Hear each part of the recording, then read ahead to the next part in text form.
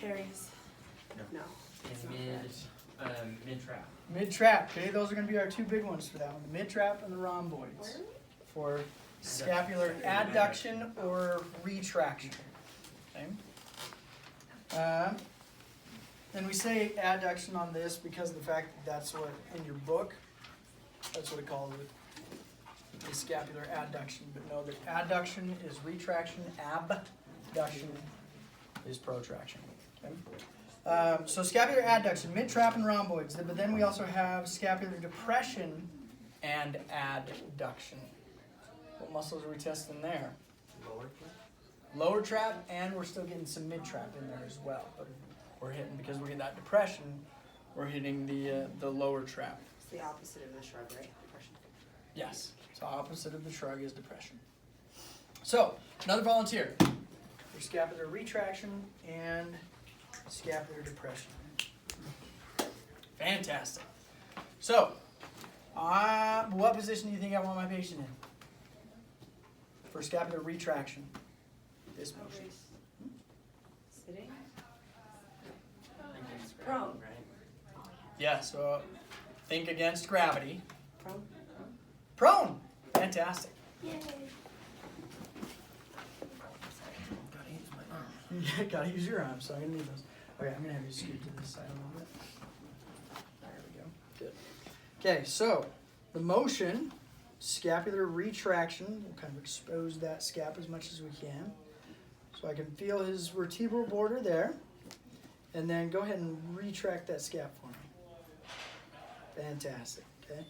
And if your patient's having a hard time with it, or doesn't understand what retraction is, or that motion order, you can take your finger and put it back here and say, pretend this is a pencil. I want you to pinch the pencil with your shoulder blades, because they don't know what scapular are. Oh my goodness, there it worked. Fantastic. Totally pinched my finger. Is this scapular Adduction. adduction, but not scapular depression and adduction? No. Okay. This is just straight adduction or retraction, okay? So, with this one, it can get a little tricky for a couple of reasons. Because of the fact that the posterior deltoid can come into play with the way that we perform the test. So typically we want, go and relax. We want him to be close to 90 degrees there for shoulder abduction. And then I'm going to have him, the cue I'm going to tell him is to lift his arm and pinch his shoulder blades all at the same time, which he kind of did for us that first time, right? I'm going to keep my stabilizing hand or my palpating hand on this side that I'm testing. So I'm testing his right side. I got my hand on his right scap. And then again, I'm going to have him do that motion of pinching his scapula together and while he lifts his arm up a little bit. So go ahead and do that again for me.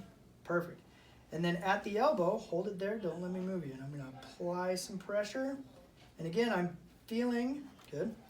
I'm feeling that scap to see if I get any rotation or any movement.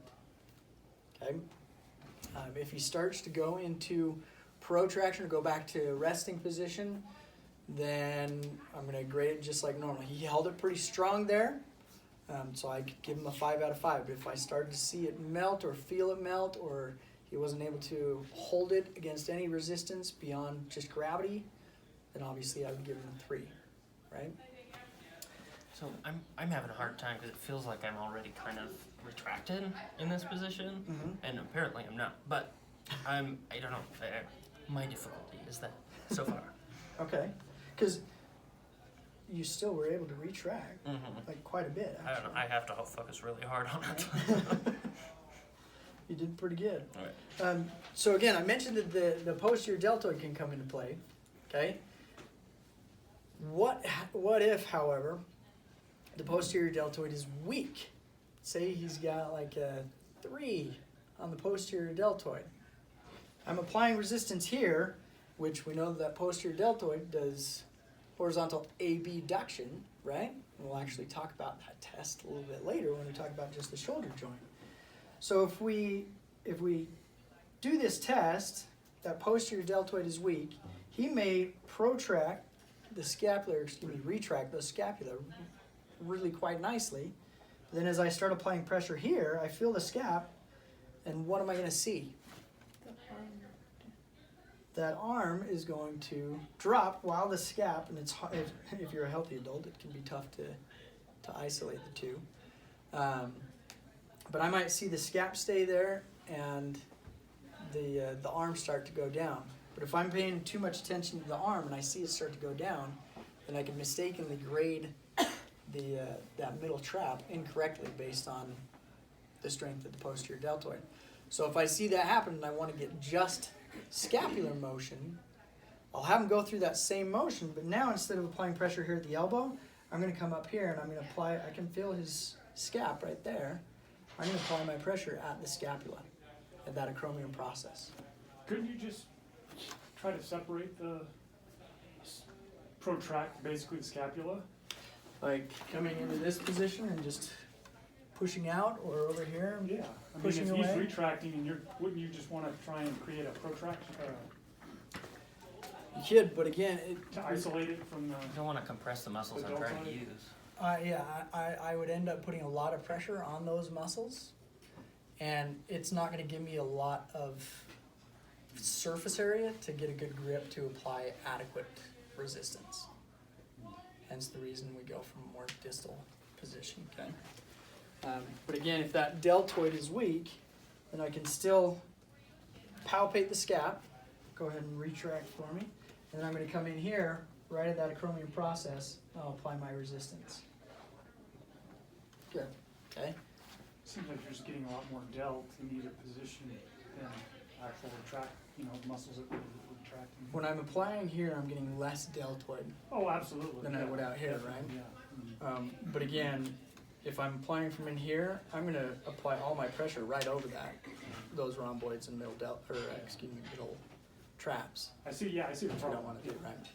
And like I think you were saying, you're not necessarily watching for any movement here. You're feeling for movement and maybe watching for it if you can see it, but Right. all right here.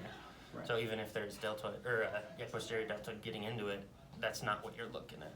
I just don't think you're really, from a distal position, I don't think you're really challenging those muscles nearly as much as a